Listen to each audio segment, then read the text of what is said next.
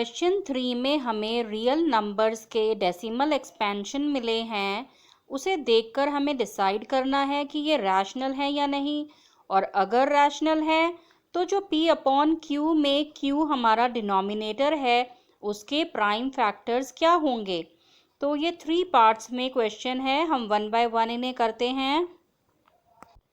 First part में हम देखते हैं ये नंबर रैशनल है या नहीं। 43.123456789। तो क्योंकि ये टर्मिनेट कर रहा है, एंड हो रहा है, इसलिए ये एक रैशनल नंबर है। इसे हम p अपॉन q की फॉर्म में लिख पाएंगे। यहाँ पर हमें अब निकालना है कि अगर ये रैशनल है तो q के फैक्टर्स क्या होंगे।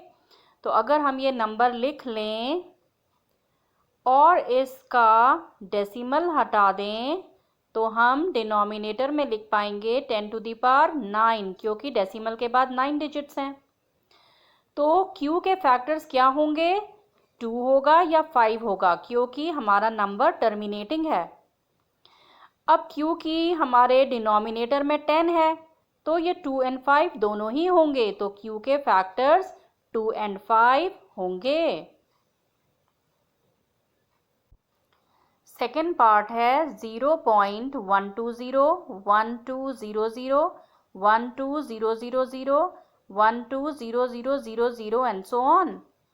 तो एक तो ये नंबर नॉन टर्मिनेटिंग है, कभी ख़त्म नहीं होगा, और नॉन रिपीटिंग है, इसमें कुछ रिपीट भी नहीं हो रहा, तो इसे हम p अपॉन q की फॉर्म में नहीं लिख पाएंगे। तो ये रैशनल नंबर नहीं है क्योंकि non terminating and non repeating है। सो p अपॉन q की फॉर्म में ये कभी नहीं आ सकता। थर्ड पार्ट है 43.123456789। अब इस नंबर पे बार है, इसका मतलब ये पूरा नंबर रिपीट हो रहा है। तो ये एक नॉन टर्मिनेटिंग जो कभी ख़त्म नहीं होगा और रिपीटिंग है क्योंकि नंबर्स रिपीट हो रहे हैं। तो ऐसे नंबर को हम रैशनल कहेंगे और इसे p अपॉन q की फॉर्म में हम ला सकेंगे। क्लास 9th में किए थे इस टाइप के क्वेश्चंस जिसमें हम ऐसी फॉर्म को p अपॉन q की फॉर्म में लाते हैं। अब q के फैक्टर्स के बारे में क्या कह सकते हैं।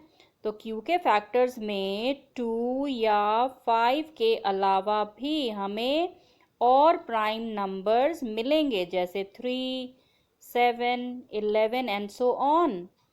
तो q के जो प्राइम फैक्टर्स होंगे उसमें हमें 2 या 5 के अलावा और भी प्राइम फैक्टर्स मिलेंगे।